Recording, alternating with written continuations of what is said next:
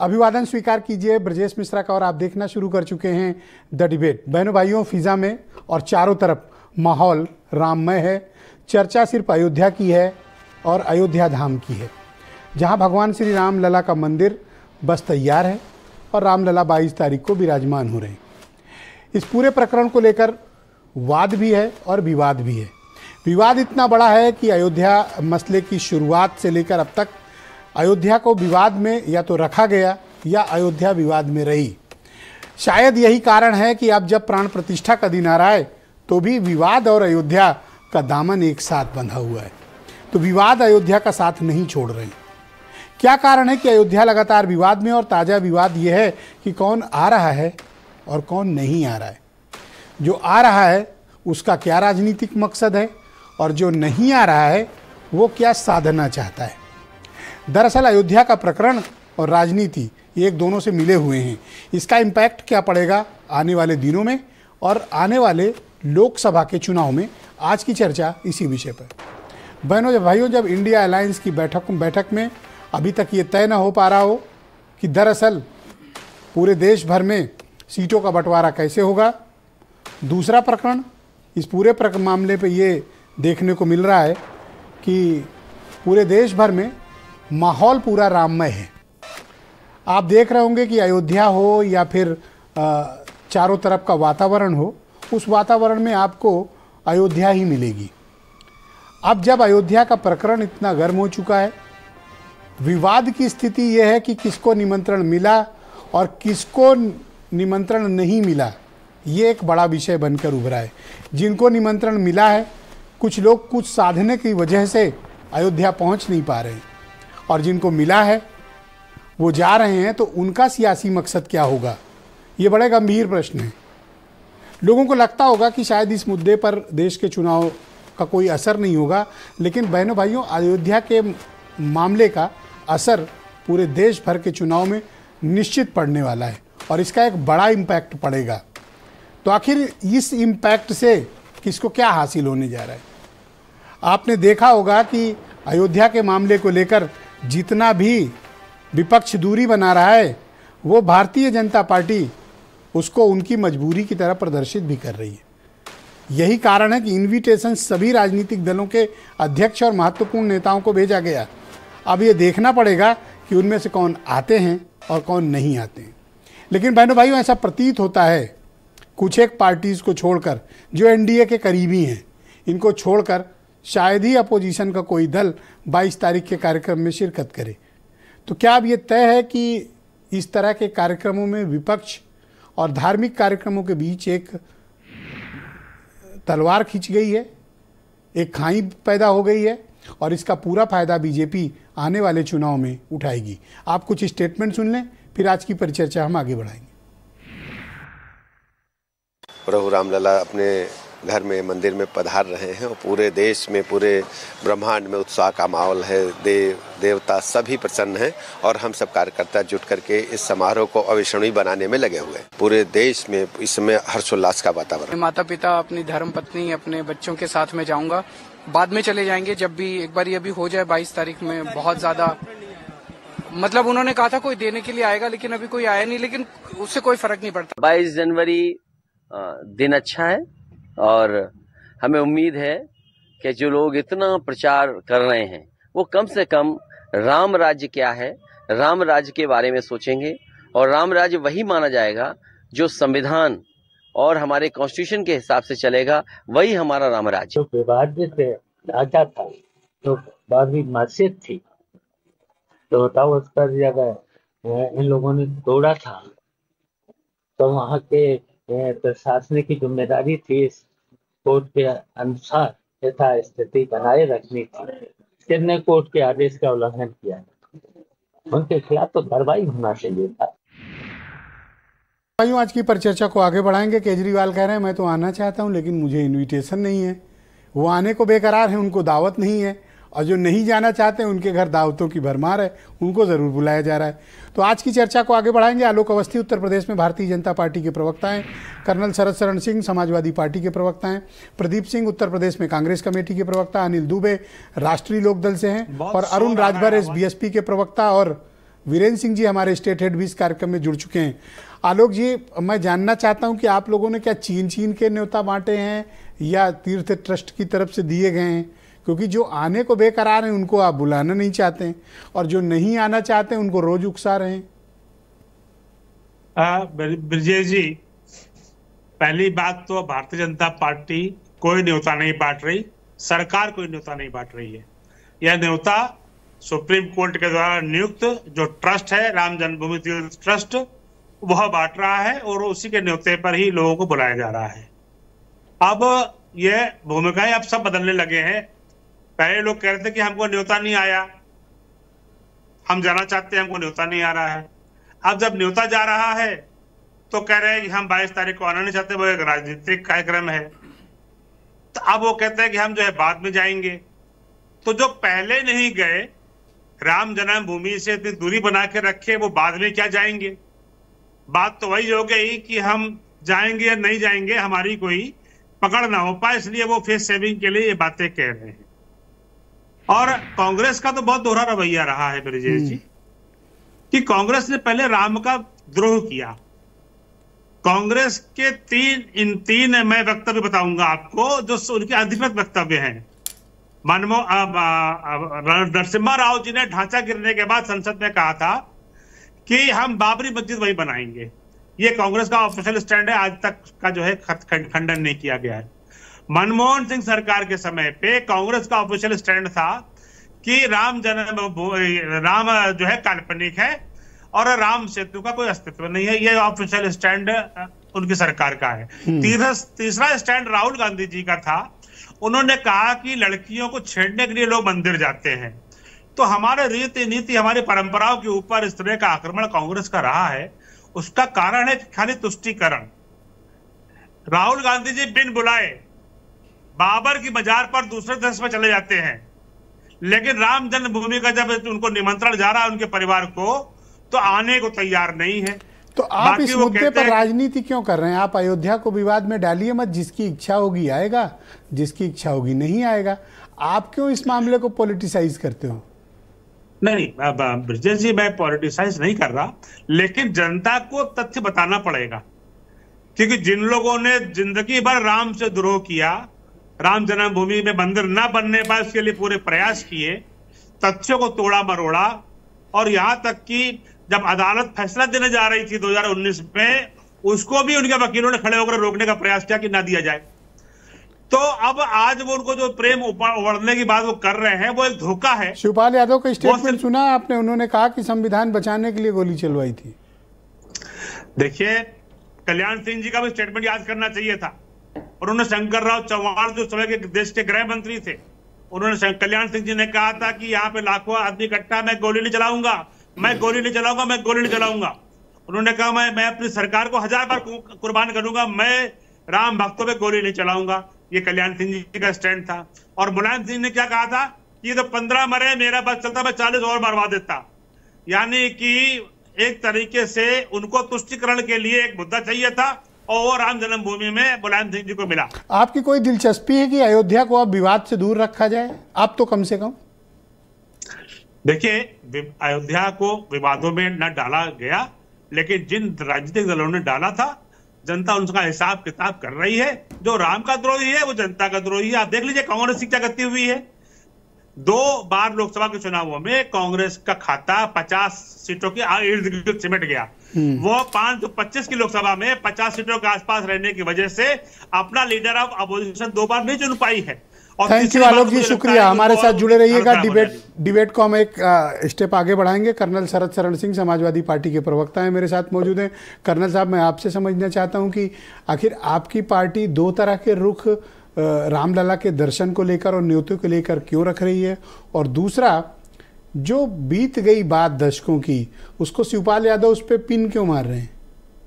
क्या इस विवाद को बढ़ाने में आपकी भी पॉलिटिसाइज कर रहे हो आप तो भी? ब्रिजेश जी, आपने एक बहुत अच्छा सवाल भाजपा के साथी से पूछा था। राम देश में सबके हैं, देश के हर कण कण में, कोने कोने में राम मंदिर बने हैं, और जिस राम मंदिर की हम बात कर रहे हैं उसका सारा नियति सुप्रीम कोर्ट से, लोकतंत्र के अंदर जो संवैधानिक व्यवस्था है उससे तय हुई। जो वहाँ न्यास है वो सुप्रीम कोर्ट के आदेशों के तहत बना है और ये सब जानते हैं। अब आपका सवाल ऐसे में बिल्कुल वाजिब है कि भारतीय जनता पार्टी फिर चारों तरफ राम राम क्यों कर रही है, क्योंकि हम समझते हैं कि एक लोकतांत्रिक व्यवस्था में सरकारों का काम जन कल्याण का है, भजन करने का काम तो उनका नहीं है। लेकिन समस्या क्या है कि जब आप पूछेंगे 2 करोड़ रोजगार कहाँ है तो बोलेंगे राम जाने। वो बोलेंगे कि लोगों को नौकरी क्यों नहीं मिल रही, बोला राम जाने।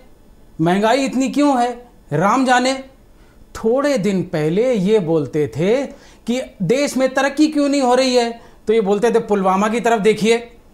बोले लोगों के पास रोजगार नहीं है तो पुलवामा की तरफ देखिए।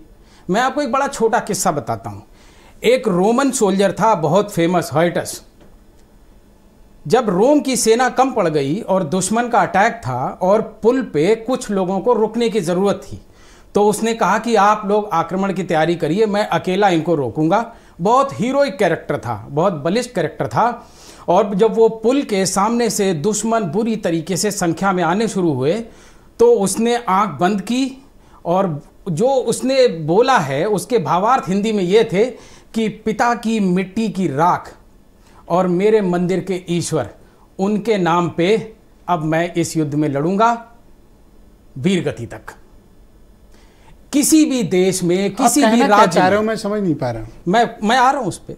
किसी भी देश में, किसी भी राज्य में सबसे ज्यादा सम्मान, मर्म और मर्यादा के साथ अगर हम किसी को देखते हैं तो उस देश के शहीदों को देखते हैं और अपने ईश्वर को देखते हैं।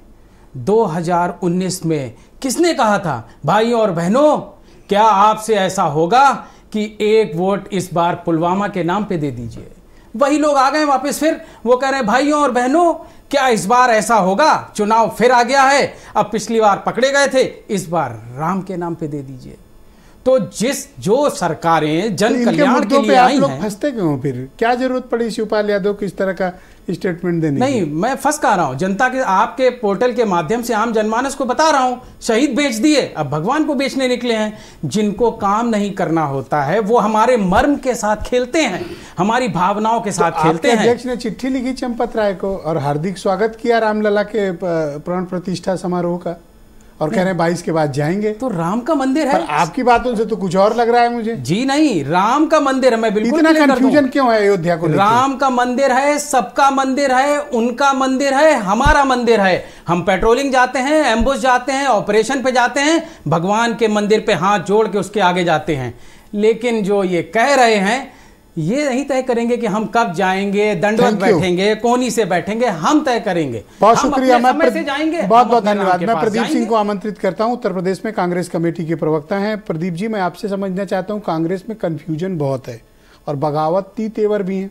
मैंने देखा कि आपके पूर्व प्रदेश अध्यक्ष निर्मल खत्री ने सोशल मीडिया पर एक लंबा वक्तव्य लिखा और उन्होंने कहा है कि मैं तो प्राण प्रतिष्ठा समारोह में कार्यक्रम में जाऊंगा, आपकी पार्टी नहीं जा रही, अस्वीकार कर दिया निमंत्रण। आपकी पार्टी की लखनऊ यूनिट एक दिन पहुंच गई सरयू स्नान करने और दर्शन करने। ये असमंजस क्यों है कांग्रेस के भीतर कि एक धड़ा तो जाना चाह रहा है, दूसरा धड़ा अस्वीकार कर रहा है? ब्रजेश जी, राहुल गांधी जी का बयान देख लीजिए। उन्होंने कहा कोई भी कांग्रेस पार्टी का कोई व्यक्ति, कोई भी नेता चाहे तो जा सकता है, निश्चित तौर पर जा सकता है। आप जब बात करते हैं, आप जब कांग्रेस पार्टी में आ जाती है, भारतीय जनता पार्टी गुंडे उनके हमारे कार्यकर्ताओं को न सिर्फ उसके साथ मारपीट करते हैं, हमारे झंडे जलाने की बात करते हैं। और भारतीय जनता पार्टी के प्रवक्ता जिस तरह से झूठ बोले, इनके नेता झूठ बोलते हैं और ये प्रवक्ता यहाँ बैठ के झूठ बोलते हैं। ये इनका बयान आ रहा है कि राहुल गांधी जी बाबर की मजार पर गए थे। बाबर की मजार पर राहुल जी तो नहीं गए थे, लेकिन जिन्ना की मजार पर कौन कौन गए थे ये भारतीय जनता पार्टी के प्रवक्ता को बताना चाहिए। और सेतु समंदरम की पुल की बात, योजना की बात कर रहे हैं, इनको या तो जानकारी नहीं है या देश से झूठ बोलना चाहते हैं। ये योजना अटल सरकार की योजना थी। मुझे एक चीज की क्लैरिटी दो, एक चीज की क्लैरिटी दो, क्या जो दिल्ली ने निमंत्रण अस्वीकार किया, आप ये कहना चाहते हैं कि जिसको निमंत्रण कांग्रेसियों को मिला अगर वो जाना चाहें तो जा सकते हैं, कोई रोक नहीं है? निश्चित तौर पर। आलोक जी प्लीज वेट, हाँ मैं दूंगा समय, आप क्लैरिफाई करना प्लीज वेट। नटवर सिंह विदेश मंत्री के साथ राहुल गांधी बाबर की बाजार पर है। हाँ बोलिए, आप कंटिन्यू। अवस्थी और बाबर के जन्म स्थान पे भी गए थे। बता दीजिए, अटल बिहारी वाजपेयी की योजना सेतु समंदरम थी या नहीं थी? झूठ बोलना बंद करिए। मुद्दों पे रहिए, मुद्दों पे फोकस रहिए। बोलना बंद करिए। आप मुद्दों पे रहिए। झूठ बोलता है, आप चैनल इतने सम्राट चैनल पर बैठ के झूठ बोलते हैं आप। आप मुद्दों पर हैं जानकारी सर, नहीं है आपके पास। तो ये असमंजस की स्थिति क्यों? आप थोड़ी क्लैरिटी दो। निश्चित तौर पर गुस्सा एक दूसरे पे मत करो, आराम से, खूब समय है, आराम से बात करेंगे हम लोग। जी, निश्चित तौर पे हमें कह रहे हैं कि देखिए हमारे प्रदेश अध्यक्ष, हमारे राष्ट्रीय महासचिव और हम सभी लोग जो है मां सरयू में स्नान करते हैं, प्रभु श्री राम के दर्शन करने जाते हैं। यही तो कह रहा हूं सर, दो रूप क्यों हैं आपके? एक मना करता है, दूसरा पहुंचता है। नहीं, दो रूप नहीं है। आप एक राजनीतिक, आप ये बताइए, रामलला, आलोक जी देख लिया, हम लोगों ने देख लिया, आप आराम से फोन नीचे कर सकते हैं। रामलला विराजमान इस पे वादी हैं, और आज जो प्राण प्रतिष्ठा हो रही है इस पर हम बहुत ज्यादा निर्मल खत्री का स्टेटमेंट सुन देखा है? तो निश्चित तौर पर कितनी निर्मल खत्री का स्टेटमेंट देखा है? आपकी पार्टी के असमंजस पर आपके पूर्व प्रदेश अध्यक्ष खुद सवाल उठा रहे हैं। ये असमंजस क्यों है? मेरा सिर्फ ये प्रश्न है। नहीं, कोई असमंजस नहीं है ब्रजेश जी, कोई असमंजस नहीं है। यह कोई, देखिए, भगवान प्रभु श्री राम और हमारे बीच में हम मीडिएटर को कैसे ला सकते हैं? हम निश्चित तौर पर प्रभु जब हमें बुलाएंगे तो हम जाएंगे। तो राहुल गांधी की यात्रा निकल रही है उत्तर प्रदेश से, लेकिन मैं रूट देख रहा हूं कि अमेठी, रायबरेली, लखनऊ तो है, अयोध्या उस रूट में नहीं है। निश्चित तो क्या जाएंगे या कैसे करेंगे? नहीं जाएंगे। निश्चित तौर पर, जैसे मान लीजिए लखनऊ प्रवास करें और अयोध्या जाएं, ऐसा करेंगे? तो मोदी जी को बता के तो नहीं जाएंगे। अरे हम लोग को बता के को सूचना देकर नहीं जाएंगे। निश्चित तौर पर जब प्रभु बुलाएंगे तो हम निश्चित जाएंगे। ऑल राइट, मैं शुक्रिया आपका। मैं इस पर चर्चा को आगे बढ़ाता हूं। अनिल दुबे मेरे साथ मौजूद हैं, राष्ट्रीय लोकदल के प्रवक्ता हैं। दुबे जी, इतना विवाद क्यों हो रहा है और अयोध्या पर राजनीति फिर से हो रही है?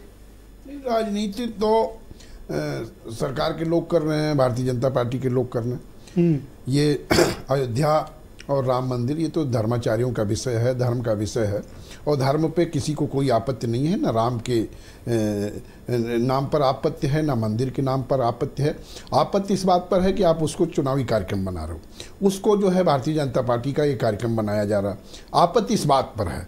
उनके आपने सुना आलोक अवस्थी ने कहा कि हमसे तो मतलब ही नहीं है, हम नहीं, तो वो कह रहे हैं, लेकिन आपको दिखाई नहीं पड़ रहा कि जो है जिस तरह के प्राण प्रतिष्ठा का कार्यक्रम रखा गया है, क्या तो नहीं, आप थोड़ा क्लैरिटी दो नहीं, ना। सरकार के ही तो कार्यक्रम, आप मेरी तरफ फेंक के मत भागो, आप बताओ। वो 5 लोगों का जो प्राण प्रतिष्ठा में रहना है, उसमें कोई विपक्ष का नेता है? ओके। उसमें कोई अपोजिशन का कोई राष्ट्रीय अध्यक्ष है? नहीं है ना। तो अगर, और दूसरी चीज, ये आयोजन धर्माचार्यों का होना चाहिए था, ये आयोजन देश के शंकराचार्यों का होना चाहिए था। उसमें प्रधानमंत्री जी भी होते, विपक्ष के नेता भी होते, सारे दलों के लोग जाते। तो क्या आप इस बात का विरोध करते हो कि प्रधानमंत्री प्राण प्रतिष्ठा करेंगे? नहीं, हमें विरोध, वो कुछ भी कर ले, वो अपने तरीके से राम की पूजा करने जा रहे हैं, हम अपने तरीके से राम की पूजा। आप कैसे करते हो बताओ? नहीं, हम भी दर्शन करते हैं, हम भी उनकी पूजा करते हैं, हम उनके आदर्शों को मानते हैं, हम तो किसानों की राजनीति करते हैं। आपकी पार्टी के अध्यक्ष को इन्विटेशन गया और आप सांस खींच कर बैठे हुए हो। आप अपनी क्लैरिटी दो कि आप जाओगे नहीं जाओगे? नहीं, ये आप देखिए, प्रभु के दरबार में, देखिए, राम का दरबार है और वो वहां विराजमान है, वो जिसको बुलाएंगे वही तो जाएगा। हाँ, तो बुलाया, दाव इन्विटेशन के या वो जिसको जिस दिन बुलाएंगे उस दिन जाएगा। भैया एक सेकंड, आपको इन्विटेशन गया नहीं गया? ब्रजेश जी, आप तो इस बात को जानते हो कि सिद्धपीठों पे वही आदमी जब बुलाया जाता है तभी जाता है। बुलाया गया दुबे जी, आप तो खुद कह रहे हो इन्विटेशन। ये इन्होंने बुलाया है ना। जब हमें राम बुलाएंगे हम उस दिन पहुंच जाएंगे। हो सकता है हम अभी गए थे, हमारे राष्ट्रीय अध्यक्ष तो को निमंत्रण गया। मैं आपको बता रहा हूं, मैं उधर से निकलता हूं तो बगैर राम के दर्शन के कहीं जाता ही नहीं। अगर मैं उस रोड पर निकलने के पहले कहीं जाऊंगा तो पहले वहीं जाता हूं। तो मैं आपके इंडिविजुअल बात नहीं कर रहा हूं, आप श्रद्धालु व्यक्ति हैं, आप आलोक जी के साथ कई मंदिरों का दर्शन करते हैं, मैं जानता हूं, लेकिन यहाँ बात जयंत चौधरी की हो रही है ना। जयंत चौधरी का स्टेटस क्या है? नहीं, तो जयंत चौधरी जी को जब प्रभु बुलाएंगे तो आया इन्विटेशन? नहीं, इन्विटेशन आया या नहीं आया, ये आया है, नहीं आया तो ना कर दो। नहीं आया, हम क्यों ना कर दें? तो हाँ करो फिर। नहीं, निमंत्रण आया है और जब प्रभु जिस दिन चाहेंगे वो जाएंगे। तो 22 को बुलाया है, अब बताओ। 22 को, अब उनके कार्यक्रम में कोई जरूरी, जिस दिन वो दर्शन करें हम भी उसी दिन करें। प्राण प्रतिष्ठा क्यों नहीं जाओगे? प्राण प्रतिष्ठा, जैसे मान लो आपके घर शादी हो, हम कहें शादी के दिन नहीं आएंगे, हम बाद में आएंगे, तो क्या मतलब हुआ? अब ब्रजेश जी, ये देखिए कि देश के 4 शंकराचार्य वो ये कह रहे हैं कि ये विधि अधूरे घर में तो गृह प्रवेश ये कब से आपको शंकराचार्य जी को पूजा पद्धति पे इतनी सी फिक्र होने लगी? बात तो सनातन की हो रही है, और सनातन धर्म का ध्वज कौन उठा के चल रहा है? सनातन धर्म का ध्वज तो आप शंकराचार्य लोगों का स्टेटमेंट आपको सूट करता है, इसलिए आपको लगता है उनकी आड़ में छिप जाओ। देखिए, बात सनातन धर्म की हो रही है, सनातन धर्म की ध्वजा जो है वो कह रहे हैं कि ये तरीका गलत है, हम तो शंकराचार्यों को मानते हैं। भाई ओम प्रकाश राजभर जा रहे हैं ना, वो तो जा रहे हैं। नहीं, वो कौन क्या कर रहा है, हम क्या किसी के वो है क्या? हम तो अपने तरीके से प्रभु को मानते हैं। हमारा तो किसान, एक सेकंड रुको जरा, हमारा तो किसान हल चलाता है। अरे आज रेट बढ़ गया, आज रेट बढ़ गया, आज गन्ने का रेट बढ़ गया। 400 रुपए से कम आप बढ़ा दिया तो कह रहे 400 कर दो, आज बढ़ाया 20 रुपया ना। 7 साल में पहले थैंक यू बोलो, 20 थैंक यू बोलो पहले। 20 पैसा प्रति किलो। अरे तो 20 रुपया के मुंह में जी रहा है, 20 रुपया क्विंटल बढ़ाया। पहले थैंक यू तो कर दो, फिर कहो 400 कर दो। ना करें तो हम लोग आलोक अवस्थी दबाओ। ओके ठीक है, आलोक जी कुछ कहना चाहते, जस्ट सेकंड प्लीज वेट। हाँ आलोक जी 20 सेकंड आप बोल लीजिए। अब कह रहे हैं कि राम बुलाएंगे तो हम जाएंगे। अब जब राम बुलाएंगे तो सभी को जानना है, हमको भी जानना है, एक दिन आपको भी जानना है। लेकिन आपको आज राम मंदिर के उद्घाटन में जब बुलाया जा रहा है तो क्यों नहीं जा रहे हैं?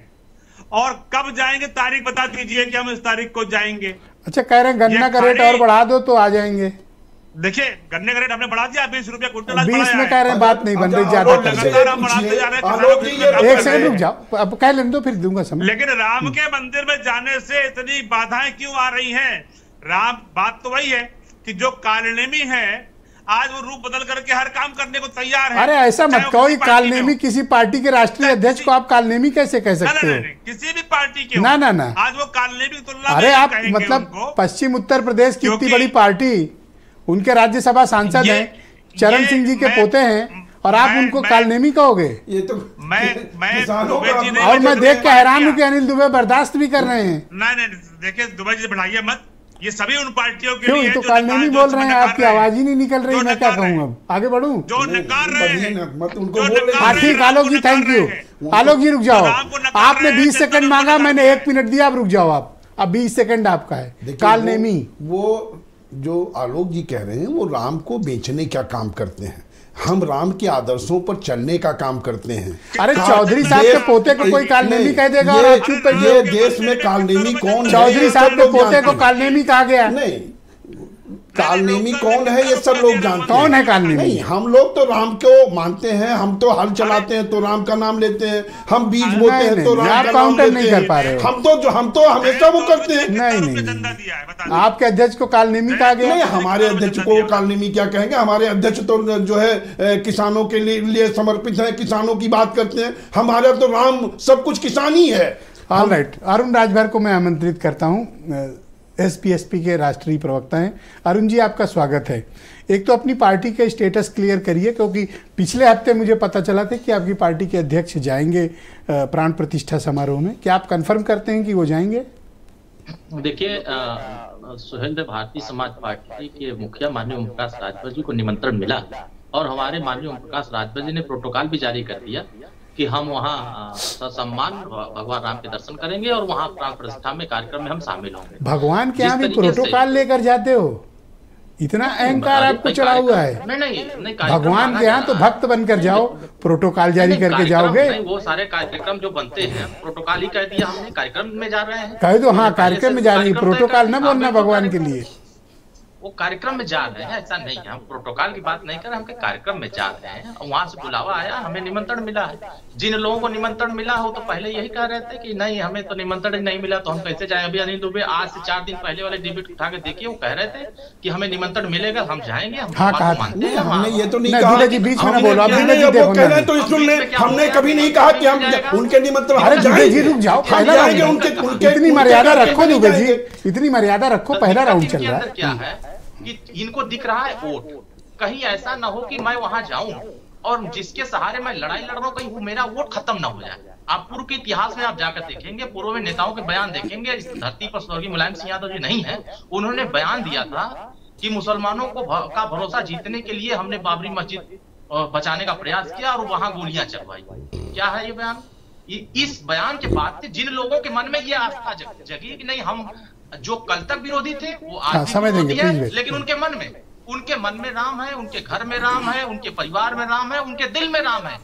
वोट के नाते जुबान पर राम नहीं आ रहा। हकीकत तो यही है, भले वो कुछ भी कहे, सच्चाई तो ये है, वो जान रहे हैं। आपकी पार्टी के अध्यक्ष माननीय ओम प्रकाश राजभर जी का एक वीडियो स्टेटमेंट बड़ा वायरल हो रहा है। सुरेंद्र राजपूत ने ट्वीट किया था, उसमें आलोक अवस्थी को भी टैग किया था। मैं उम्मीद करता हूं कि आपने सुना होगा। तब आप भगवान राम को लेकर कुछ और धारणा रख रहे थे और आज तो आपके सुर बदले हुए हैं, इतना यू टर्न कैसे मार यही देते तो हो भाई? बात है। नहीं देखिए ब्रजेश जी, इस बात को हमें, ये बात जनता के बीच में ये सच बताना चाहिए कि जो लोग सोच गलत रखते हैं, जो लोग नकारात्मक बात रखते हैं, ये एडिटिंग करके रखते हैं। इन लोगों का पुराना पेशा बना हुआ है, चाहे वो उसमें क्या कहना चाहते थे? अच्छा आप बताओ, उसमें कहना क्या चाहते थे ओम प्रकाश जी? मैंने ये बात कहा ही नहीं है, हमारे नेता ने ये बात कहा ही नहीं है। उसको एडिट करके पुराने दूसरे की बात को हमारे में जोड़ करके हमारी नहीं, आपकी आवाज है भाई साहब, आपकी आवाज है। मैंने उस वीडियो को सुना है, ऐसा नहीं है, उस वीडियो को मैंने भी सुना है। उसमें जिस तरीके से कटिंग की गई है, मुझे भी पता चला है कि कटिंग कहां से की गई है। ऐसा नहीं है। तो आपने इसका फिर मीडिया में कोई खंडन नहीं किया? सुरेंद्र राजपूत से कोई सवाल नहीं किया? नहीं, बिल्कुल हम क्यों करने जाएं? जिन लोगों के मन में आस्था नहीं है, जिन लोगों के मन में घृणा भरा हुआ है, जिन लोग माननीय ओम प्रकाश राजभर पसंद नहीं कर रहे हैं, जो पिछड़ों के विरोधी बन के बैठे, आप कैसे कह सकते हो उसमें किस पोर्शन पे एडिटिंग है? आप कहोगे तो मैं चला दूंगा, लेकिन मैं आपको शर्मिंदा नहीं करना चाहता। नहीं बिल्कुल नहीं। अभी शंकराचार्य की बात आपने चार नहीं, इसकी क्लैरिटी दे दो फिर आगे बढ़ो। पहले इस मुद्दे की क्लैरिटी दो। नहीं, हम वो तो खत्म हो गया। ये नहीं खत्म कैसे? अरे ऐसे कैसे? ये वीडियो पे जवाब दो जो वीडियो वायरल हो रहा है। देखिए, ये सपाहियों का पुराना परंपरा, ये परंपरा को बढ़ा रहे हैं और कुछ नहीं है। उनके पास कोई एजेंडा ही नहीं है। वो दूसरे का बात हमारे मुंह में डालते हैं, दूसरे के विचार हमारे मुंह में एडिट करते हैं। तो उनकी पुरानी परंपरा हम भी जानते हैं। अगर हम वो करने लगेंगे तो कहीं दिखाई नहीं देंगे। क्या वो समाजवादी पार्टी के नेता ने ये बात नहीं कहा था जो आज समाजवादी पार्टी में शामिल है?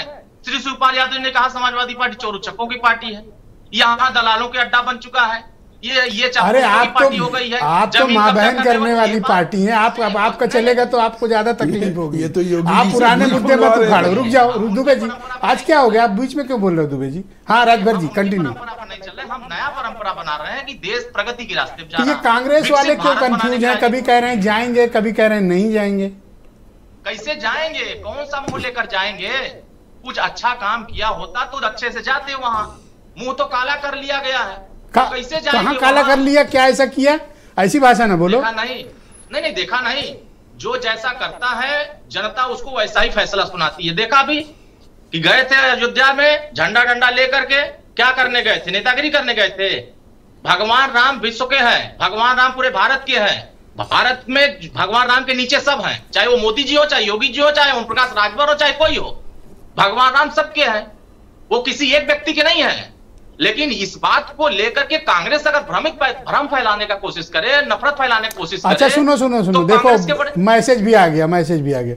सुरेंद्र राजपूत मैसेज कर रहे हैं कि आप उनसे कह दीजिए अरुण राजभर से, अगर मैंने एडिट करके ये डाला है कहीं से भी, अभी ऑनलाइन भेज रहे हैं मैसेज, तो मेरे खिलाफ मुकदमा लिखा दें। देखिए, हम उनकी बातों पर नहीं जाते हैं, वो दलाल हैं, कांग्रेस पार्टी की दलाली करने में। कैसी भाषा बोल रहे हो? करना ना, अरे अपन आराम से बात करें, किसी के लिए ऐसे अपमानजनक बात मत बोलिए। पेशा बना हुआ है, जिन्होंने वो चैलेंज कर रहे हैं कि मेरे खिलाफ मुकदमा लिखो अगर मैंने एडिट किया है तो। नहीं ब्रजेश जी, ये बताइए, भगवान राम को काल्पनिक किसने बताया था? क्या सुहेल भारतीय समाज पार्टी ने बताया था? तो मुकदमा लिखाओगे उनके खिलाफ? ने बताया था ये सुरेंद्र राजपूत ने, उनकी पार्टी ने बताया था। तो जिन्होंने भगवान राम को काल्पनिक बता दिया है तो फिर वहां जाने का कोई प्रश्न ही नहीं होता है, फिर उस पर सवाल ही करना। तो क्या करना है? सुरेंद्र राजपूत पे FIR करानी नहीं करानी? 2024 में सुरेंद्र राजपूत ही नहीं, पूरी कांग्रेस पार्टी को देश की जनता जवाब दे देगी। Thank you. जो राम का नहीं, मैं वीरेंद्र सिंह जी को आमंत्रित करता हूं इस डिबेट में। वीरेंद्र जी, मैं देख रहा हूं कि अयोध्या और विवाद एक दूसरे के साथ कुछ ऐसा चिपक गए हैं कि वो छूट नहीं रहे हैं। मैं ये मान रहा था कि मंदिर का निर्माण हो गया, प्राण प्रतिष्ठा हो गई, अब अयोध्या को विवाद से दूर रख के एक धार्मिक क्षेत्र है, बड़े ही लोगों, करोड़ों लोगों की भावनाओं के मुताबिक मंदिर निर्माण हुआ, लेकिन विवाद है कि छूट नहीं रहे हैं। देखिए, जो सियासत है वो धर्म इस समय उस पर काफ़ी उसके लिए सहायक साबित हो रहा है।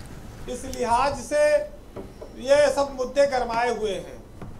अब राम मंदिर के उद्घाटन का 3 दिन का समय बचा हुआ है और अयोध्या नहीं, अयोध्या के बाहर और देश से लेकर देश के बाहर एक बहुत बड़ा माहौल पैदा हो चुका है जो विपक्ष के लिए एक बड़ी मुसीबत है। बीजेपी ने पूरे देश में, अयोध्या में तो कम, अयोध्या के बाहर गली गली, गांव, मोहल्ला, बैनर, पोस्टर, लाउड स्पीकर, तमाम यात्राएं, इस तरह से एक अभियान बनाया है राम के आगमन को, जिसको लेकर लोग अब राम मंदिर के नाम पर 2024 के लोकसभा चुनाव की छाप लेकर जाएंगे। तो ये तैयारी उसी दृष्टिकोण से है। आज जब मैं बात कर रहा हूं हजरतगंज में खड़े होकर लखनऊ के, तो पीछे लाउड स्पीकर बज रहा है और शहर में भी राम की धुन बज रही है, राम के आगमन को लेकर तैयारियां चल रही हैं। तो ये एक बहुत बड़ा माहौल बीजेपी ने तैयार किया है। विपक्ष के सामने सीमित विकल्प है। कांग्रेस वाले गए थे स्नान करने, लेकिन जब वो गए दर्शन करने, उनका झंडा फंडा फाड़ दिया गया, वहां बवाल मच गया। तो अब विपक्ष के वहां पर इकट्ठा होकर कोई नेता जा भी नहीं सकते, क्योंकि वहां पब्लिक नाराज हो जा रही है। तो ये भी एक समस्या है। देखिए अयोध्या में जितने मीडिया के चैनल चल रहे हैं, वहां पर न सपा के प्रवक्ता जा रहे हैं न कांग्रेस के, क्योंकि वहां पर उल्टा बोलने वालों का जगह ज्यादा बची नहीं है। ये बीजेपी ने इस आयोजन को खाली विपक्ष तक घेरने के सीमित नहीं बनाया, इसको एक ऐतिहासिक आयोजन बनाया है और दुनिया के स्तर पर बनाया है। ये जानती है बीजेपी की उसकी जीत का जो मंत्र है 2024 का इस अयोध्या से निकलेगा। और इसके लिए वो अगर विपक्ष को, कांग्रेस को, सपा को राम विरोधी से लेकर हिंदुत्व विरोधी तमाम सारे आरोप चल रहे हैं। धर्म के साथ जब राजनीति आ जाती है तो इस तरह के बयान होते हैं। विपक्ष के सामने समस्या इस बात की है कि वो किसकी आड़ लेके बचाए। थोड़ा बहुत शंकराचार्य उनको आड़ दे पा रहे हैं, बाकी जगह पर मामला ठीक नहीं है। अयोध्या की बात जहां तक है ब्रजेश जी, जब वहां आप पहुंचे तो अयोध्या के विकास में रात दिन काम चल रहा है। एक त्रेता युग की तरह एक माहौल बनाया जा रहा है वहां पर, और लोगों को वहां पर तमाम इस तरह की झांकियां भी देखने को मिल रही हैं। राम के बाल्यकाल से लेकर सीता स्वयंवर और भगवान राम के राज्याभिषेक की तमाम सारी तस्वीरें आपको पग पग पर अयोध्या में इस समय देखने को मिलेंगी जी। और ये अनुभूति कराने की तरह है, एहसास कराने की तरह है कि राम जैसे एक बार लंका विजय करके अयोध्या आए थे, उसी तरह से उनके आगमन को भव्य बनाया। एक राजनीतिक सवाल ये है वीरेंद्र जी, केजरीवाल तैयार हैं लेकिन उनको इनविटेशन नहीं आया, करें जी हमको तो बुलाया नहीं, हम तो आना चाहते हैं। जो आना चाहता है उसको कार्ड नहीं मिला।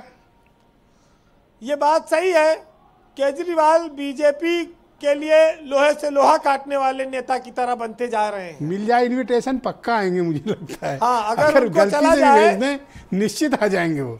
अब वो बीजेपी और संघ के लोग न्योता बांट रहे हैं, उनको पता है कि किसको न्योता देने आएगा कौन नहीं आएगा। अगर दे दिया तो यहाँ के रायता फैलाएगा, तो उससे अच्छा है कि दूरी रहो।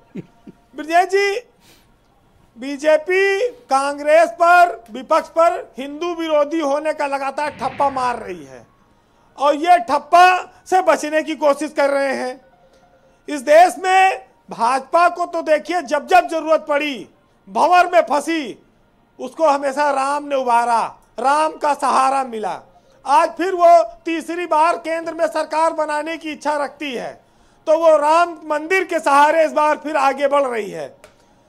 राम मंदिर में प्राण प्रतिष्ठा होने जा रही है और इधर दारा सिंह चौहान भी नामांकन कर दिए हैं। तो राजभर की भी जो प्रतिष्ठा है मंत्री पद की, वो भी उसमें भी प्राण पड़ने वाला है 22 तारीख के बाद। बड़ी ऊंची बात कह दिया। तो ये भी आ गया है, माहौल एकदम करीब है। ब्रजेश जी, जो चलो इनकी भी आंदोलन मंत्री प्रतिष्ठा होनी चाहिए, बहुत इंतजार हो गया। राम मंदिर की खातिर भाजपा के नेताओं ने, भाजपा की सरकारें भी बलिदान हुई, इसमें कोई शक नहीं। राम मंदिर बीजेपी के लिए संजीवनी रहा और भाजपा इस मुद्दे को लगातार लेकर चलती रही। अब अगर वो चुनावी बैतरणी पार करने में लगी है, तो अब देखिए भारत जोड़ो यात्रा, अखिलेश यादव की पीडीए यात्रा, ये उनको कितना टक्कर देती है। लेकिन इतना जरूर है कि इस देश में सियासत इस समय धर्म पर आधारित है और उससे बच के निकल पाना विपक्ष के लिए बड़ा कठिन हो गया है। 500 सालों के लोग कह रहे हैं कि लंबा संघर्ष हुआ है, तब ये स्थितियां अयोध्या में बनी हैं। राम मंदिर लोग चंदा बढ़ चढ़ कर दे रहे हैं, जो गरीब हैं, जो 20, 40, 100 रुपया कमाते हैं, वो भी 20, 30 रुपया चंदा दे रहे हैं। तो धर्म तो एक ऐसा मामला है कि वहां पर जाति के भेदभाव मिट जाते हैं, विभिन्न धर्मों के लोग भी देते हैं। तो ये एक माहौल तो बन गया है। अब उसको टक्कर कैसे दी जाएगी, अब ये 22 तारीख के बाद पता चलेगा जी। एक गजल है, उसकी लाइनें हैं कि संसार से भागे फिरते हो, भगवान को क्या तुम पाओगे, और इस लोक को अपना न सके, उस लोक में भी पछताओगे। ये पाप है क्या, ये पुण्य है क्या, ये धर्म पर, रीतों पर धर्म की मोहरें हैं। हम युग के बदले धर्मों को कैसे आदर्श बनाओगे। और हम कहते हैं ये जग अपना है, तुम कहते हो झूठा सपना है। हम जन्म बिता कर जाएंगे, तुम जन्म गंवा कर जाओगे। बहुत शुक्रिया वीरेंद्र जी, आपका बहुत बहुत धन्यवाद ग्राउंड जीरो से हमारे साथ जुड़ने के लिए। अयोध्या की बातें, अयोध्या की राजनीति और वहाँ के कॉम्प्लिकेटेड सोशल पॉलिटिकल इशू के बारे में चर्चा करने के लिए आपका बहुत शुक्रिया। बहन भाइयों, इस पर चर्चा को आगे बढ़ाएंगे। हमारे साथ आलोक अवस्थी हैं, उत्तर प्रदेश में बीजेपी के प्रवक्ता हैं। अवस्थी जी, मैं आपसे जानना चाहता हूँ, पहले राउंड में जो सबसे डिस्कशन करके अपोजिशन के भी लोग हैं, उनसे बात करके ऐसा महसूस हो रहा है कि आप अपोजिशन पर हिंदुत्व के विरोधी होने का ठप्पा लगाना चाहते हैं। ब्रजेश जी, हमको ठप्पा नहीं लगा रहे हैं। यहाँ इनके जो क्रियाकलाप रहे हैं, ये चिल्ला चिल्ला करके बोल रहे हैं कि ये हिंदुत्व के विरोधी है। समाजवादी पार्टी को ले लीजिए, लगातार सनातन धर्म के ऊपर हमला, सनातन धोखा है, इनके राष्ट्रीय महामंत्री कह रहे हैं। रामचरितमानस की प्रतियां जला रहे हैं।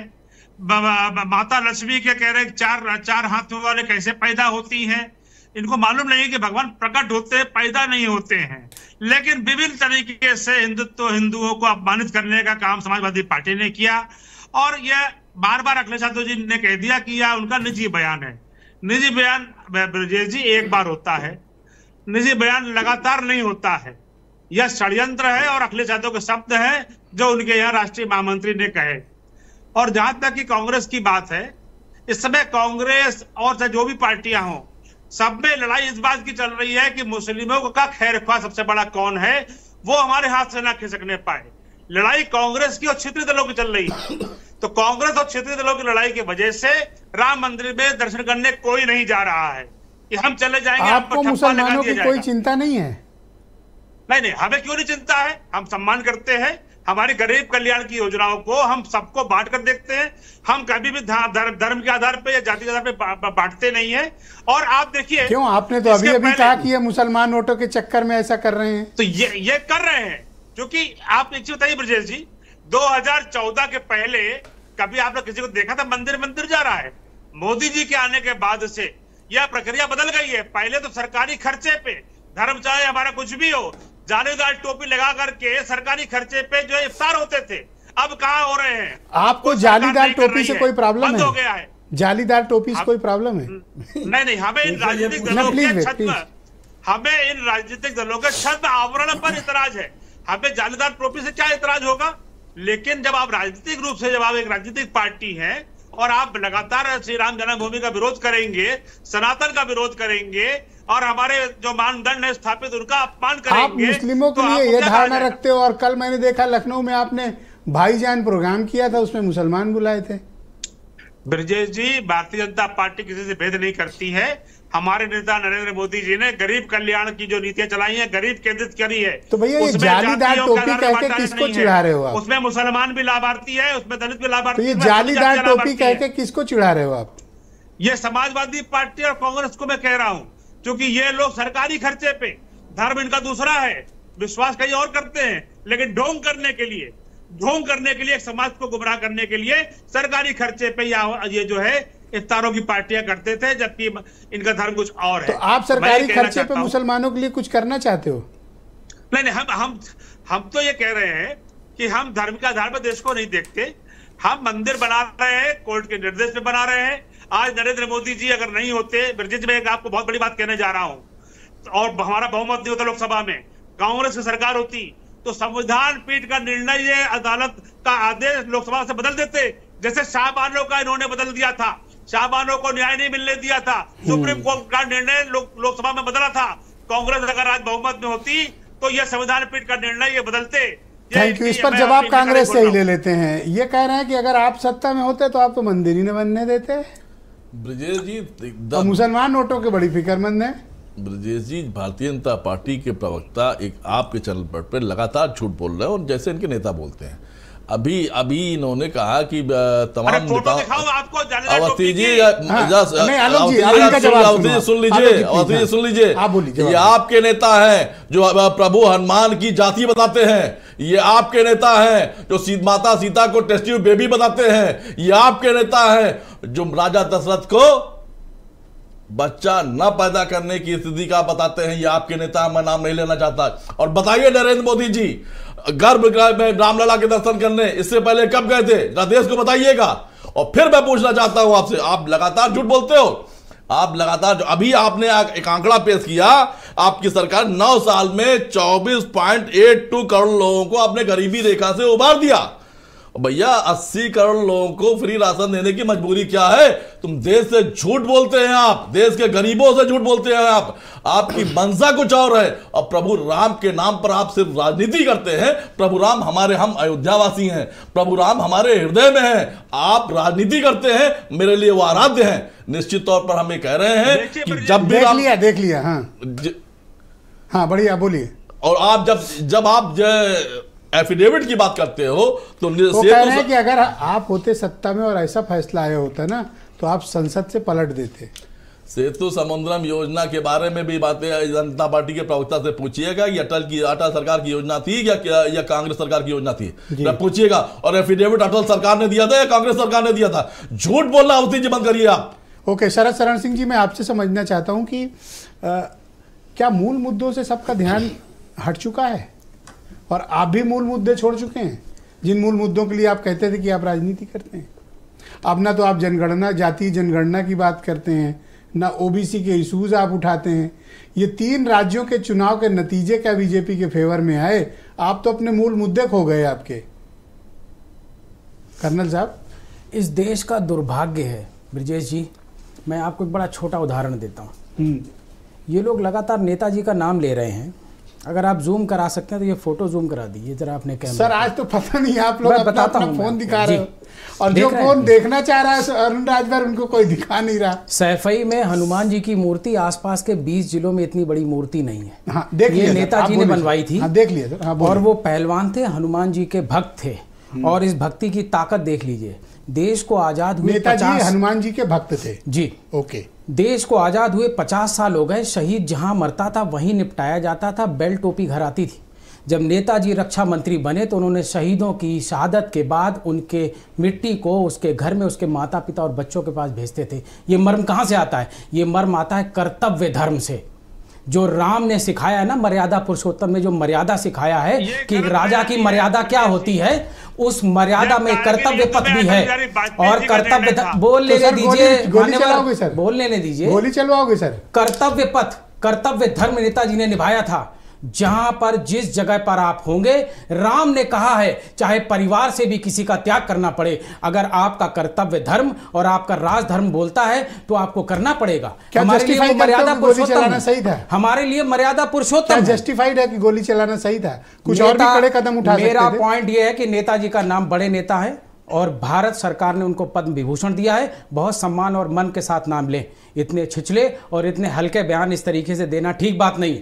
और व्यक्तिगत आक्षेप पे मैं जाता नहीं हूँ, दल की आइडियोलॉजी पे बात करिए। जहां तक आइडियोलॉजी की बात है तो मैं पिछले आधे घंटे से आपको लगातार सुन रहा हूं।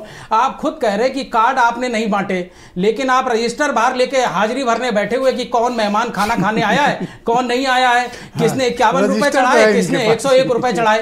आपको क्यों दर्द हो रहा है? रजिस्टर तो है, आप हिसाब दीजिए। आप ये बताइए समाज को कि जातिवार जनगणना कब कराएंगे? क्योंकि इस देश को आजादी के 8 दशक के बाद भी आज भी समाज के हर परिप्रेक्ष्य, थोड़ा समय दीजिए, थोड़ा सा समय दीजिए, आज भी समाज के हर कोने में हर वर्ग क्यों नहीं पहुंचा है? हमारा सीधा सवाल है, आपने जवाब नहीं हमारा सीधा सवाल है, आता हूं, हमारा सीधा सवाल है, सचिवालय और मंत्रालय में पीडीए कब पहुंचेगा? अनिल दुबे को लाया जाए। हम अपने मुद्दों से नहीं भटकेंगे और आपको भी भटकने नहीं देंगे। सामाजिक न्याय पे, रोजगार पे, बेरोजगारी पे, महंगाई पे, अनिल दुबे जी आपको चुनाव में। हाँ, आप बोलो अनिल दुबे जी, क्या प्रॉब्लम थी? आप क्यों बार बार बीच में बोल रहे थे सबके? नहीं, अरुण राजभर जी बोल रहे थे। हाँ, क्या गलत बोला? अरुण राजभर जी, इनके नेताजी योगी जी से भिक्षा मंगवाने की बात नहीं कर रहे थे क्या? अरे सर जाने दो, पुराने बयान कहाँ से योगी जी से भिक्षा मंगवाने की बात नहीं कर रहे थे। घोसी के चुनाव में क्या क्या बात नहीं कर रहे थे? तो भुगत रहे हैं बेचारे। नहीं वो भुगत कहाँ शपथ तो अपनी जनगणना की बात क्या भूल गए? इनके नेता जातीय जनगणना करा रहे थे, जातीय जनगणना की बात भूल गए। आलोक अवस्थी जी बैठ करके यहाँ पे बातें कर रहे हैं ये भारतीय जनता पार्टी के पक्ष में। किसानों नौजवानों के लिए आपकी पार्टी क्या कर रही है? बढ़ा तो दिया 20 रुपया रेट, उस पर 20 रुपया रेट बढ़ाया। तो आप उत्तराखंड में 400 रुपए कुंटल दे रहे हो, हरियाणा में 390 कुंटल रुपए दे रहे हो, पंजाब में 392 रुपए दे रहे हो, उस पर बात नहीं कर रहे हो। आप जो है उस मंदिर पे आ रहे हो, ठीक से मांगे होते रेट तो देते 400, आपने मांगा नहीं। एक तरफ आप कहते हो कि जो है हमारा कार्यक्रम नहीं है, दूसरी तरफ कहते हो ये हमारा कार्यक्रम है। इस तरह की बातें करते हो, दोहरी बातें आप यहां कर रहे हो। एक तरफ आपके लोग राम जन्मभूमि न्यास बना करके उसका चंदा कहां चला गया उसके बारे में नहीं बोलते हो, दूसरों पर टिप्पणी करने की बात करते हो, दूसरों को कालनेमी बताने की बात करते हो। आप कालनेमी का काम तो आप कर रहे हो, सनातन धर्म का उल्लंघन आप कर रहे हो। नहीं आप ऐसे मत बोलो किसी को कालनेमी, सनातन मैंने उनको भी टोका था, आपको भी। एक दूसरे को ऐसे तुलना मत करो। नहीं ना क्यों, हम क्या तुलना कर? मैंने उनको मना किया था, आपको ही मना कर रहा हूं। तो सनातन धर्म कोई किसी को कालनेमी नहीं कहे। नहीं, हम तो सनातन धर्म की बात कर रहे हैं कि सनातन धर्म के बारे में हमें बताओगे। सनातन धर्म में क्यों अभी अरुण बता तो रहे थे आपको, अरुण राजभर सिखा तो रहे थे आपको। नहीं, अरुण राजभर क्या सिखाएंगे? अरुण राजभर अपनी बात पे जाए कि क्या कहा था उन्होंने, क्या क्या किन किन शब्दों से जो है भारतीय जनता पार्टी को नवाजा था। इतना गुस्सा कर रहे हो आज, क्या हो गया? नहीं आराम से बात करते हैं, वो बात करें। बात आप करो, आप किसानों की बात करो, आप अच्छा की बात करो, आप नौजवानों के रोजगार की बात करो, आप इन पर बात तो कर ही नहीं रहे हो। आप मुद्दों पर रहना नहीं चाहते हो। थैंक यू, धन्यवाद। अरुण वो डेट आ गई क्या? सब लोग पूछ रहे हैं सवाल कि पूछो भैया डेट आई।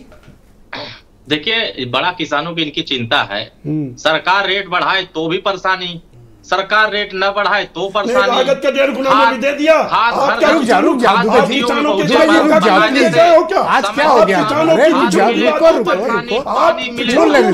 अगले आदमी को अपनी बात कहने दो। किसानों की आवाज चिल्लाने की समस्या है। इनको याद होना बड़ा किसानों के हमदर्द बन रहे हैं, जिसके साथ ये गठबंधन कर रहे हैं। इनके नेता जो अजीत चौधरी साहब थे, हमारी धरती पर नहीं, उन्होंने क्या कहा था याद कर लीजिए कि जिस गाड़ी पर सपा का झंडा उसमें बैठा गुंडा। आप इस बात को मत करिए, हम पुरानी बात पे नहीं जाना चाहते हैं। आप नई बात करिए कि पुरानी सरकारों में बिजली नहीं मिलती थी, खाद की मारा होती थी, पानी नहीं मिल पाती थी, ट्यूबवेल नहीं चल पाते थे, किसान इंतजार करता था बिजली कब आएगी, पानी कब भरेंगे। आज बिजली पर्याप्त मिल रही है, किसानों को लागत मूल्य भी दिया जा रहा है। अरुण एक सेकंड, एक सवाल है अरुण जी। वो शपथ वाला सब पूछ रहे हैं बार बार, क्या जवाब दें इन्हें? देखिए उनको चिंता नहीं करना है, वो क्या चिंता कर रहे हैं? दर्शक चिंता कर रहे हैं, पेट में क्यों खलबली मच दर्शक पूछ रहे हैं, पूछो कब है? मैं आप सभी लोगों के बीच में जिम्मेदारी से कह रहा हूं, और आपको भी कह रहा हूं कि आप सभी लोग एक बात कह रहे थे, दारा चौहान पूरा एकदम बवाल खड़ा कर दिए थे कि दारा चौहान ने ऐसे कर दिया, वैसे कर दिया, भाजपा माफ नहीं करेगी, ये नहीं करेगी। पिछड़ों के बड़े नेता हैं, अब पिछड़ों के लिए काम करते हैं। अब पूरे भारत में भारतीय जनता पार्टी ने पिछड़ा वर्ग राष्ट्रीय अध्यक्ष बनाया था, इतना बड़ा सम्मान उन्होंने दिया, और आपने उनको कितना जलील किया, कितना अपमानित किया। एक सीट हार गए तो मारा बादांगड़ मचा दिया कि ये हो गया। पिछड़ों का सम्मान करना सीखना हो तो भारतीय जनता पार्टी सीखे, सारे पार्टियों को सीखना हो तो भारतीय जनता पार्टी सीखे कैसे सम्मान दिया जाता है, कैसे साथ रखा जाता है। शरद जी आपको कुछ जवाब देना चाहते हैं, सपा के प्रवक्ता, फिर मैं आलोक जी 20 सेकंड आपके पास है। Okay Arun ji, thank you. Arun ji धन्यवाद, 20 सेकंड से बोलिएगा, घड़ी देखकर बोलिए। जितने भी पिछड़े और दलित नेता आपको भारतीय जनता पार्टी के साथ एनडीए में है, मेरा उनसे हाथ जोड़ के निवेदन है, आप लोगों की इतनी वहाँ बेइज्जती हो रही है, साल भर टहलाए जाते हो, मंत्रालय के नाम पे झुंझुना हिलाया जाता है। आपका कभी भी अखबार में यह बयान क्यों नहीं आता है कि अगर जातिवार जनगणना की अगले 15 दिन में घोषणा नहीं हुई तो हम एनडीए छोड़ देंगे? आप लोगों की वजह से पिछड़े और दलित इस समाज में तिरस्कृत हो रहे हैं, और आप लोग मंत्रालय के लिए घूम रहे हो। एक बार जातिवार जनगणना के नाम पे क्यों नहीं जीपीओ के हजरतगंज चौराहे पे प्रदर्शन करते हो कि 15 दिन में केंद्र का नोटिफिकेशन आना चाहिए जातिवार जनगणना का? आप में है खैर मध्यम, आप पिछड़ों के दलितों का वोट लेते हो, जातिवार जनगणना कराओगे। आप लोगों के मन में कोई पिछड़ों आप अपने आप को समझो, भीख मांगने वाले थे, भीख मांगने लगे हो। हमें शर्म आती है, हमें शर्म आती है। कहाँ भीख मांग रहे हो? सोने का चम्मच खा लेने से आप बहुत बड़े नेता नहीं बन जाएंगे। पिछड़े समाज के नेता के लिए ऐसी भाषा ना बोली है। आप एनडीए में जाके पीडीए को अपमानित करा रहे हो। नहीं, पीडीओ का नहीं, पीडीए तुम्हारे साथ है। दारा चौहान पीडीए में आते हैं नहीं आते हैं? किस अनुप्रिया पटेल किस पीडीए में आती है नहीं आती है? माननीय उनको बुलाया था। अरे भैया मैं मंदिर पे बात कर रहा हूँ, आप पीडीए चले गए, कहाँ चले गए? Thank you Alok ji. Okay धन्यवाद आलोक जी, 20 सेकंड, 1 सेकंड रुक जाओ, शरद जी रुक जाओ, थैंक यू। ओके धन्यवाद सर जी, बोलिए। ये जो परिवार डेवलपमेंट अथॉरिटी है यादव फैमिली की, ये सिर्फ जब देने की बारी आती है तो अपने परिवार को देते हैं, लेने की बारी आती है तो सबको झूठा आडंबर देकर के हमको दे दो, हम तुमको अरे उनको मंत्रालय दे दो जो बगल में बैठे हैं। पहले आप किसानों की बात उनको मंत्रालय दे दो। दुबे जी आप सत्ता में बराबर समाजवादी पार्टी के साथ रहे, आज निकल दे देंगे, 2 साल तक नहीं होता था। जातिवार जनगणना कराओगे? लगातार हो रहा है। ये पीडीए का फुल फॉर्म बताने वालों, जातिवार जनगणना कराओगे? सामाजिक न्याय के प्रस्तावना पे काम करोगे? गरीब गुरबे को मंत्रालय में सचिवालय में बिठाओगे या ऐसे बैठ के काम छोड़ के हिसाब मांगोगे? बहुत बहुत धन्यवाद। ये गन्ना ये बीले बेचने वाले, गन्ना किसानों के पेट में लात मारने वाले, आज ये जो पीडीए जो बैठा है, अग्निवीर बनाने वालों देश माफ नहीं करेगा। अग्निवीर बनाने वालों देश का नौजवान माफ नहीं करेगा। छुरा भोका है फौज के पीठ में, छोड़ेगा नहीं नौजवान। जनता का समर्थन भारतीय जनता पार्टी के साथ। धन्यवाद, बहुत बहुत शुक्रिया, बहुत बहुत शुक्रिया। मैं आप सभी का बहुत आभार प्रकट करता हूं कि एक महत्वपूर्ण परिचर्चा में आप सबने शिरकत की, और बहनों भाइयों आप सबका भी बहुत धन्यवाद कार्यक्रम में सम्मिलित होने के लिए। नमस्कार।